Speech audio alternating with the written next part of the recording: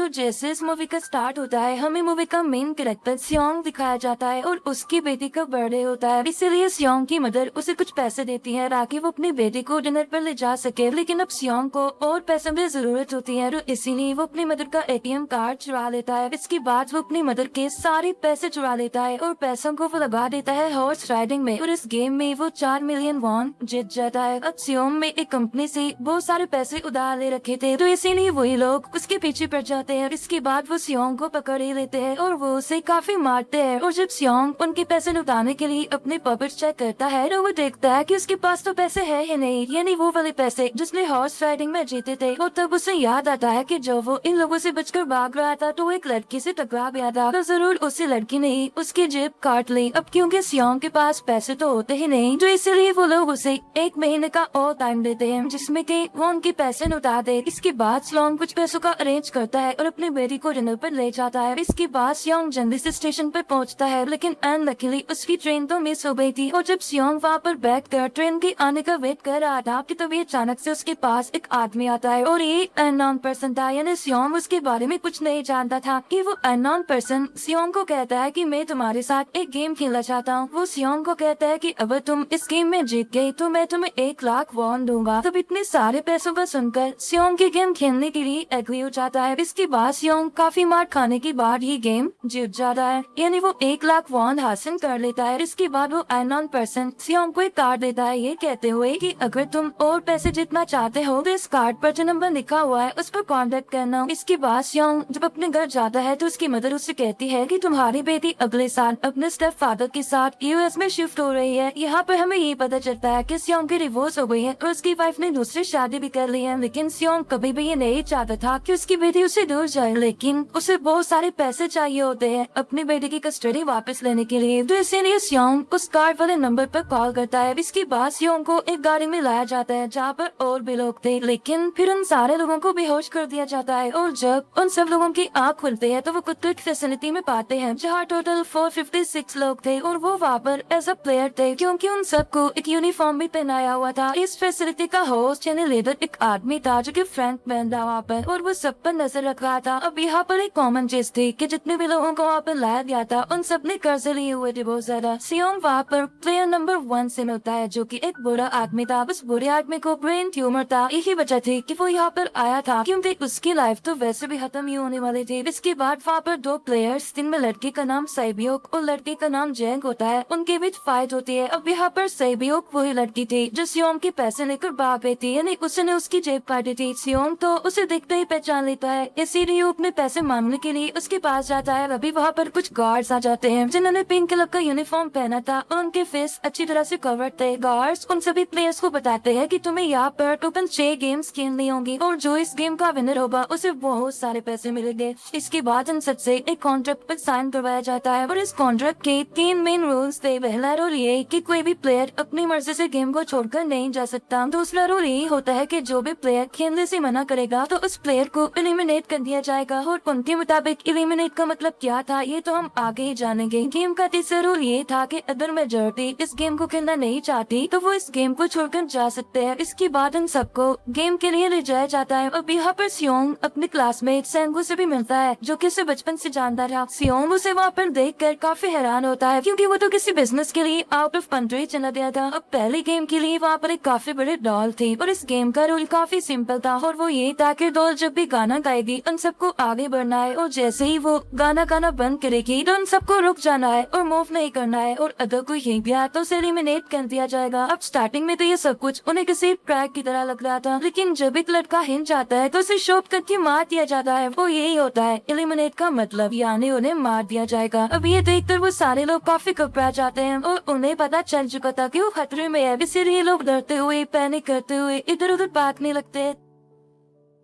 लेकिन अब क्योंकि गेम का रूल था इसीलिए जो भी गिनता है उसे मार दिया जाता है और जितने भी सर्वाइवर होते हैं वो किसी न किसी तरह इस गेम को कंप्लीट कर ही रहते हैं। लेकिन जो लोग मर जाते हैं उनके डेड बॉडीज को वहाँ से ले जाया जाता है और अब 456 प्लेयर्स में से सिर्फ 255 रह गए थे। अब क्योंकि वो सारे प्लेयर्स इतना ज्यादा डर जाते हैं कि अब कोई भी गेम खेलना नहीं चाहता था। लेकिन जैसा कि रूल नंबर 3 था कि अगर मेजोरिटी चाहे तो वो ये गेम स्किप कर सकती है, तो इसीलिए उनका लीडर यानी फ्रंटमैन वोटिंग करवाता है। लेकिन इससे पहले उन्हें प्राइज मनी दिखाए जाते हैं, यानी जो विनर को मिलेगी। लेकिन इन केस अगर कोई गेम को छोड़कर चला जाएगा तो ये सारे पैसे मरे हुए प्लेयर्स की फैमिलीज को मिल जाएंगे और ये prize money total 45 billion won होती है। इसके बाद वोटिंग करवाई जाती है, जिसमें मेजोरिटी इस गेम को खेलना नहीं चाहती थी, तो इसीलिए गेम को यहीं पर स्टॉप कर दिया जाता है। लेकिन अगर कभी फ्यूचर में वो लोग चाहे तो इस गेम को रिज्वाइन कर सकते हैं। इसके बाद सभी लोगों को उनके घरों पर छोड़ दिया जाता है। नेक्स्ट सियोंग पुलिस स्टेशन जाता है और वहाँ पर वो पुलिस को सारी बात बता देता है, लेकिन उन लोगों को सियोंग की बातों पर यकीन नहीं होता और उल्टा वो लोग उसे पागल समझने लग जाते हैं। इसके बाद सियोंग उन्हें वही वाला कार्ड दिखाता है, लेकिन हैरान कर देने वाली बात तो ये है कि उस पर जो नंबर था वो रॉन्ग था। इसके बाद सियोंग जब घर जाता है तो उसकी मदर वहाँ पर नहीं होती और तो सियोंग का क्लासमेट सेंगू अपनी मदर को छुप कर देख रहा होता है और तभी वहाँ पर सियोंग भी आ जाता है। यहाँ पर सेंगू अपसेट होते हुए सियोंग को बताता है कि मेरे ऊपर 6 बिलियन का कर्ज है। वो बताता है कि मैंने क्लाइंट्स के पैसे लेकर स्टॉक मार्जिन में लगा दिए थे, लेकिन अनलकीली वो सारे पैसे डूब गए। और तभी सियोंग के पास हॉस्पिटल से कॉल आती है। सियोंग की मदर का पाँव काफी इंजर्ड था, लेकिन डायबिटीज का ट्रीटमेंट न होने की वजह से उनकी चोट और ज्यादा बढ़ गई। तब डॉक्टर सियोंग को बताते हैं कि तुम्हारी मदर का ट्रीटमेंट हो सकता है, लेकिन इसके लिए हमें इनका पाँव काटना होगा। लेकिन इस ऑपरेशन में बहुत सारे पैसे लगने वाले थे, लेकिन जाहिर सी बात है सियोंग के पास इतने पैसे तो होते नहीं। इवन उसने तो अपनी मदर के इंश्योरेंस के पैसे भी उड़ा दिए थे। तब इसीलिए सियोंग पैसे मांगने के लिए अपनी वाइफ के पास जाता है, लेकिन उसकी वाइफ उसे पैसे देने से इनकार कर देती है। फिर उसकी वाइफ अपने हस्बैंड को बताती है कि सियोंग आया था पैसे मांगने के लिए और तभी उसका हस्बैंड सियोंग को पैसे देने आता है। साथ साथ उसे ये भी कहता है कि मेरी फैमिली से दूर रहो, लेकिन सियोंग उसे मारने लगता है और तभी उसकी बेटी भी वहाँ पर आ जाती है। इसके बाद सियोंग का एक फ्रेंड अपने बॉस के पास पैसे मांगने जाता है, लेकिन उसका बॉस उसे पैसे देने से मना कर देता है, तो इसीलिए उन दोनों के बीच फाइट होने लगती है। इस फाइट के दौरान उसके बॉस का हाथ मशीन में आ जाता है, तो मौके का फायदा उठाकर सियोंग का फ्रेंड पैसे लेकर वहाँ से भाग जाता है। फिर इसके बाद सियोंग का फ्रेंड अपने घर आकर अपनी वाइफ को कहता है कि पहली फ्लाइट लो और जाओ यहाँ से। इसके बाद सेबियोक एक एजेंट से मिलती है, क्योंकि उसने अपनी मदर को नॉर्थ एरिया से साउथ एरिया में लाना था। सेबियोक वही लड़की जिसने सियोंग की जीप काटी थी, लेकिन यहाँ अपनी मदर को लाने के लिए सेबियोक को बहुत सारे पैसों की जरूरत थी। अब सेबियोक का एक छोटा भाई भी होता है, जिससे उसने प्रॉमिस किया होता है कि मैं मदर को जरूर ले आऊंगी। इसके बाद हमें एक ऑफिसर दिखाया जाता है और इस ऑफिसर का भाई कुछ टाइम से मिसिंग था, इसीलिए वो ऑफिसर अपने भाई के घर जाता है, जहाँ उसे पता चलता है कि उसका भाई तो पिछले कुछ दिनों से अपने घर पर भी नहीं आया। और जो वो ऑफिसर घर को चेक कर रहा होता है तो उसे एक कार्ड मिलता है वहाँ पर, और इस ऑफिसर ने सेम ऐसा ही कार्ड पुलिस स्टेशन में सियोंग के पास भी देखा था, तो इसीलिए वो ऑफिसर सियोंग के पास जाकर उससे इस बारे में पूछता है, लेकिन सियोंग उसे कुछ नहीं बताता। इसके बाद सियोंग जब अपने घर जाता है तो उसे वो कार्ड दोबारा मिल जाता है वहाँ पर। अब सियोंग डिसाइड करता है कि वो दोबारा से उस गेम को ज्वाइन करेगा, इसीलिए सभी प्लेयर्स को एक शिप के पास ले जाया जाता है। इधर ही वो ऑफिसर भी गाड़ियों का पीछा करते हुए उस शिप तक आ जाता है। वो एक गार्ड को मारकर उसे पानी में फेंक देता है। इसके बाद उन सभी प्लेयर्स को एक आइलैंड पर मौजूद फैसिलिटी में लाया जाता है। अब यहाँ पर उन्हें जरा भी अंदाजा नहीं था कि अगला गेम कौन सा होगा और उसे कैसे खेला जाएगा। इसके बाद वो लोग अपनी अलग अलग टीम्स बना लेते हैं। रात को सेबियोक और उसकी फीमेल फ्रेंड वॉशरूम जाते हैं। यहाँ पर सेबियोक गार्ड्स की नजरों से बचते हुए उस फैसिलिटी को एक्सप्लोर करने लगती है। तभी वो देखती है कि गार्ड्स बड़े बड़े बर्तनों में कुछ बना रहे हैं,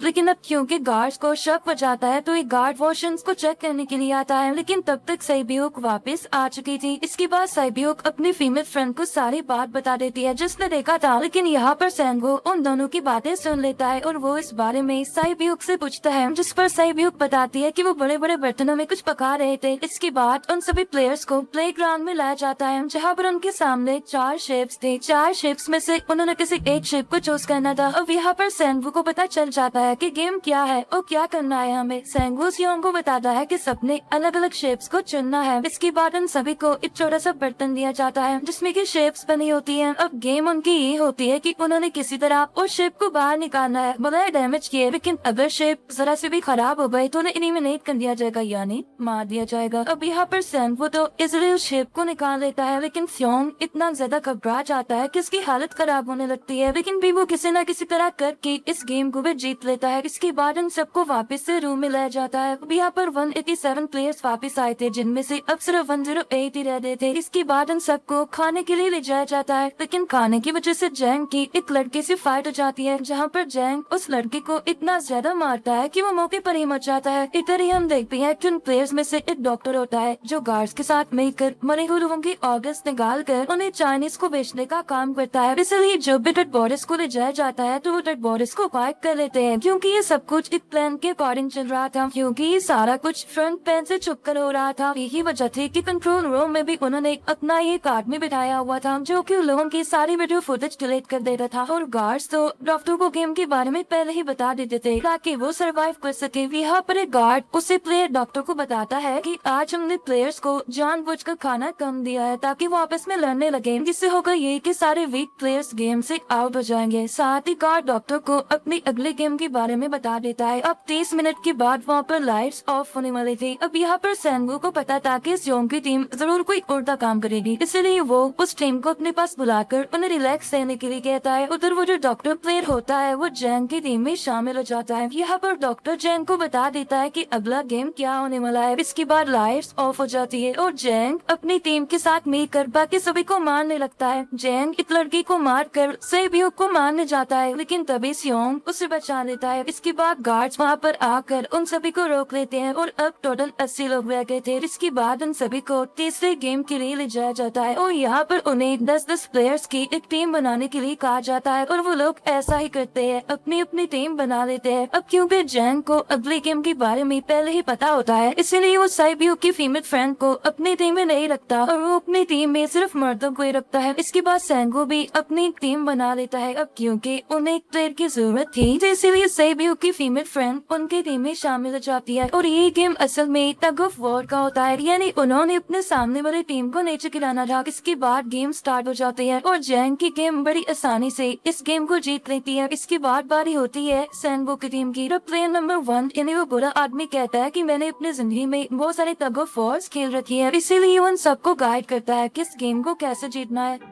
तो इसीलिए वो लोग किसी न किसी तरह करके इस गेम को जीत जाते हैं। अभी दिखाया जाता है कि 30 मिनट के बाद दोबारा से लाइट्स ऑफ हो जाएंगे। इस पर सैंगो सबको कहता है कि रेडी रहना, तो इसीलिए वो डिसाइड करते हैं कि एक एक करके हम पहरा देंगे। अब जैंग की टीम में एक से बढ़कर एक चालाक प्लेयर था, तो इसीलिए जैंग को डर होता है कि कहीं उसकी टीम उसे ही साइड पर न लगा दे, यानी उसे ही अपने रास्ते से न हटा दे। दूसरी तरफ डॉक्टर और गार्ड्स मिलकर डेड बॉडी की ऑर्गन्स निकाल रहे होते हैं और इन ऑर्गन्स को डिलीवर करने जाना था गार्ड नंबर 28 एंड 29। तो वो सभी एक डेड बॉडी के बारे में बातें करने लगते हैं जिसकी सिर्फ एक किडनी थी और वो उसे ज़ॉम्बी कह रहे थे। अब यहाँ पर जो गार्ड नंबर 29 था, यानी जिसने वो ऑर्गन्स डिलीवर करने जाने थे, वो कोई और नहीं बल्कि वो ऑफिसर था जो गार्ड के बेस में वहाँ पर आया था। और ये सब बातें सुनकर उसे शक होता है कि शायद ये लोग मेरे भाई की बात कर रहे हैं, क्योंकि उसकी भी एक ही किडनी थी। इसके बाद नंबर 28 और 29 यानी वो ऑफिसर ऑर्गन को डिलीवर करने के लिए चले जाते हैं। रास्ते में वो ऑफिसर नोटिस करता है कि टनल में तो बॉम्ब लगा हुआ है। तो नंबर 28 उसे बताता है कि जब हम यहाँ से बाहर निकलेंगे तो उस जगह को ब्लास्ट कर दिया जाएगा। अब यहाँ पर वो ऑफिसर नंबर 28 से और इन्फॉर्मेशन लेने की कोशिश करता है, इसीलिए नंबर 28 को उस पर डाउट होने लगता है। इसीलिए वो उस ऑफिसर को अपना फेस दिखाने के लिए कहता है। अब यहाँ पर वो ऑफिसर अपना फेस भी दिखा देता है, साथ साथ वो नंबर 28 पर गन पॉइंट भी कर देता है। साथ साथ वो ऑफिसर उससे एक किडनी वाली आदमी के बारे में पूछता है कि वो कौन है जिसे तुम ज़ॉम्बी कहते थे, जिस पर वो नंबर 28 उससे कहता है कि वो तो एक लड़की थी। अब यहाँ पर नंबर 28 उस ऑफिसर को कहता है कि तुम लिटिल के रूम में जाकर सारी इन्फॉर्मेशन देख सकते हो, वहाँ पर सबका डाटा है। ये जानने के बाद वो ऑफिसर नंबर 28 को मार डालता है। उधर वो डॉक्टर गार्ड से अगले गेम के बारे में पूछता है, लेकिन इस बार गार्ड्स को भी अगले गेम के बारे में पता नहीं होता। तो इसीलिए डॉक्टर को गुस्सा आ जाता है और वो एक गार्ड को पकड़ लेता है और उनकी फाइट होने लगती है। इसी फाइट में डॉक्टर उस गार्ड को मारकर वहाँ से भाग जाता है। इसके बाद एक गार्ड भी उसका पीछा करता है और वो दोनों प्लेग्राउंड में आ जाते हैं। यहाँ पर गार्ड डॉक्टर को अपनी बातों में फंसा कर उसे मारने वाला होता है, लेकिन तभी लीडर इन फ्रंटमैन आकर उसे मार डालता है और बाद में उस डॉक्टर को भी मार डालते हैं। साथ साथ इन वे पर नंबर 28 की डेड बॉडी भी मिल जाती है, जिससे इन्हें ये पता चल जाता है कि फैसिलिटी में कोई घुस गया है। उधर वो ऑफिसर लीडर इन फ्रंटमैन के रूम तक पहुँच जाता है। तो वो चेक करते करते एक ऐसे रूम में जाता है जहाँ पर सबकी रिकॉर्ड्स थे और जो वो ऑफिसर रिकॉर्ड चेक कर रहा होता है तो उसे सभी विनर्स की एक लिस्ट मिलती है जिसमें उसकी बाय का भी नाम था, यानी वो भी कभी विनर था। उधर सभी प्लेयर्स को फोर्थ गेम के लिए ले जाया जाता है जहाँ पर उन सबको अपना अपना पार्टनर चुनने के लिए कहा जाता है और वो प्लेयर्स करते भी ऐसा ही है, अपना अपना पार्टनर चुन लेते हैं। सही भी की फीमेल फ्रेंड भी अपना पार्टनर ढूंढने की कोशिश करती है लेकिन कोई भी उसका पार्टनर बनने को तैयार ही नहीं था। इसके बाद सभी प्लेयर्स को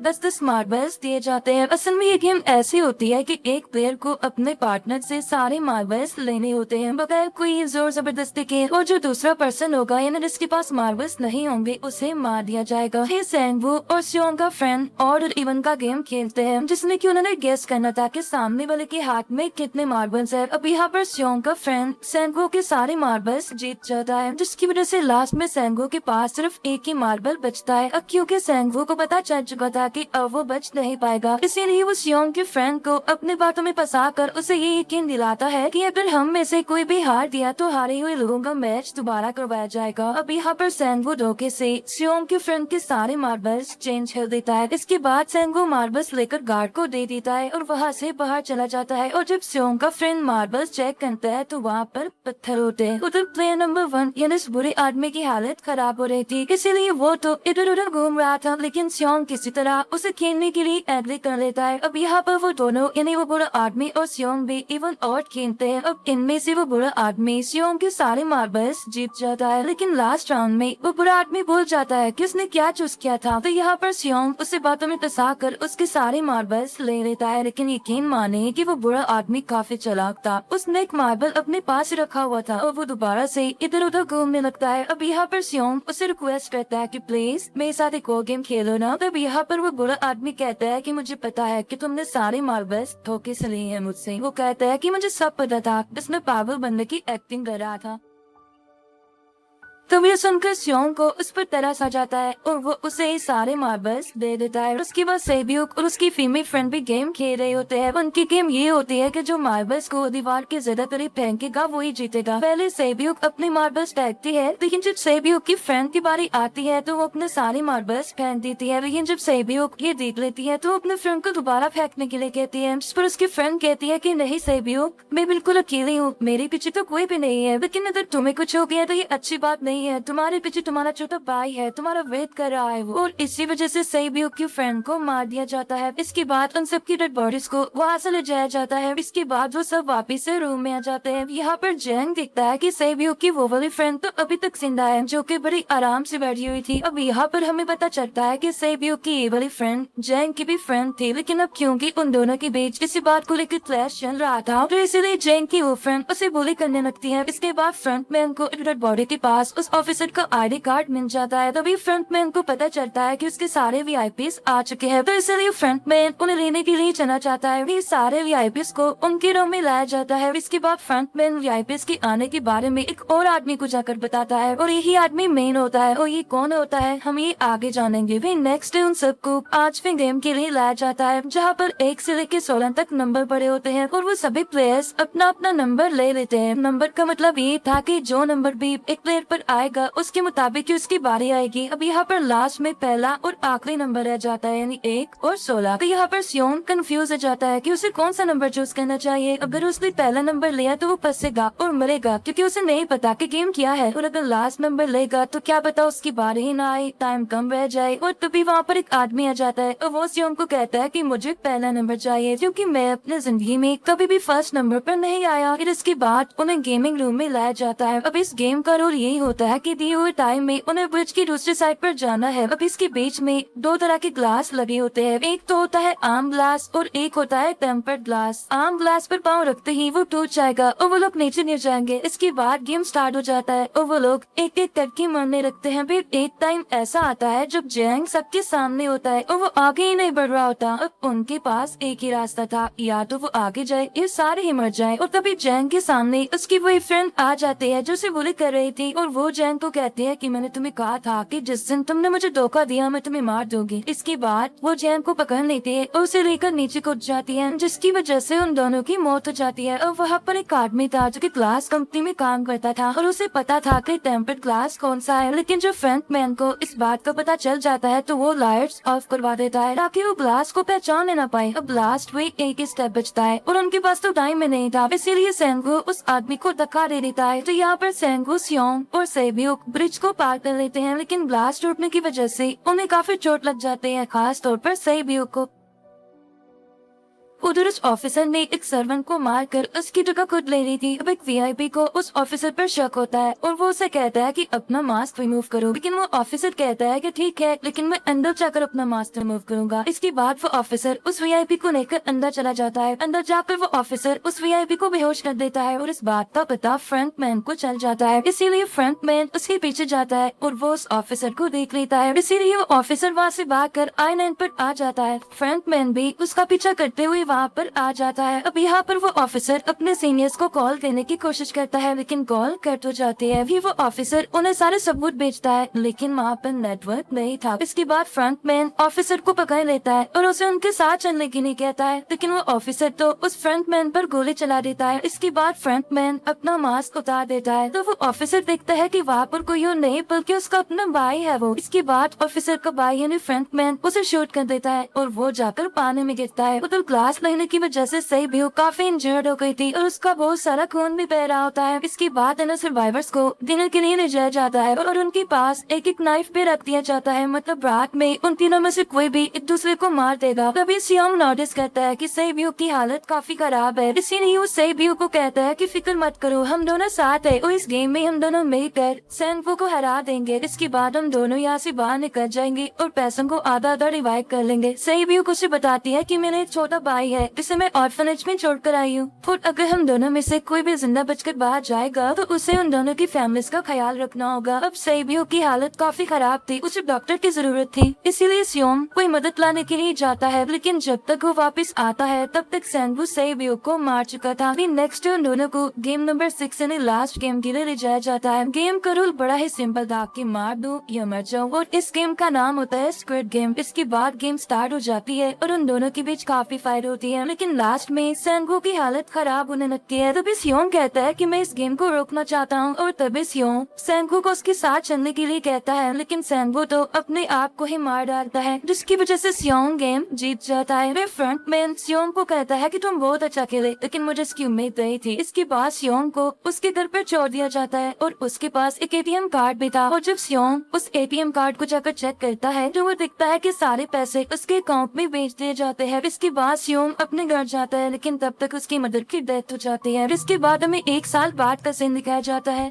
जहाँ पर हम देखते हैं कि सियोंग की हालत काफी खराब हो गई है, यानी वो काफी नशा करने लग गया है और उसने अब तक उन पैसों को हाथ तक नहीं लगाया। एक दिन एक फूल बेचने वाली औरत सियोंग के पास आती है और वो उसे सेम वैसा ही कार्ड देती है जिसमें एक एड्रेस लिखा हुआ था, और फिर सियोंग उस एड्रेस पर जाता है, जहाँ पर उसे पता चलता है कि ये सारा किया दरा किसी और का नहीं बल्कि उस बुरे का है, प्लेयर नंबर 1 का, और वो अभी भी जिंदा है। यहाँ पर वो बुरा आदमी सियोंग को बताता है कि मैं अपनी लाइफ से बोर हो चुका था और ये सारी गेम मैंने अपने क्लाइंट्स के साथ मिलकर बनाई ताकि मैं लोगों को मरता हुआ देखकर एंजॉय कर सकूं, लेकिन हाँ, हमने किसी को मजबूर नहीं किया था ऐसा करने के लिए, और मैंने गेम में इसीलिए पार्टिसिपेट किया क्योंकि गेम देखने से ज्यादा उसे खेलने में मजा आता है। वो कहता है जो पैसे तुम्हारे पास है वो मेरी ही है, और ये कहते ही उस बुरे आदमी की मौत हो जाती है। इसके बाद सियोंग सेब्यूक के छोटे भाई के पास जाता है और उसे लेकर वो जाता है सेंगू की मदर के पास, और वो सेंगू की मदर को कहता है कि इस बच्चे का ख्याल रखना, साथ साथ वो उसे एक बैग भी देता है जिसमें बहुत सारे पैसे होते हैं। इसके बाद सियोंग स्टेशन पर जाता है, जहाँ पर उसे वही अननोन पर्सन मिलता है जो कि उसे मूवी के स्टार्ट में भी मिला था। यहाँ पर सियोंग उसका पीछा भी करता है, लेकिन तब तक वो भाग चुका था। सियोंग उस कार्ड वाले नंबर पर कॉल करता है और वो पूछता है कि तुम लोग कौन हो और लोगों के साथ ऐसा क्यों कर रहे हो, क्यों खेल रहे हो लोगों की जिंदगी से। लेकिन आगे से उसे रिस्पॉन्स आता है कि सियोंग, अगर तुमने जिंदा बचना है तो प्लेन में चढ़ जाओ, और इसी के साथ ही मूवी यहीं पर एंड हो जाती है। Thank you for watching.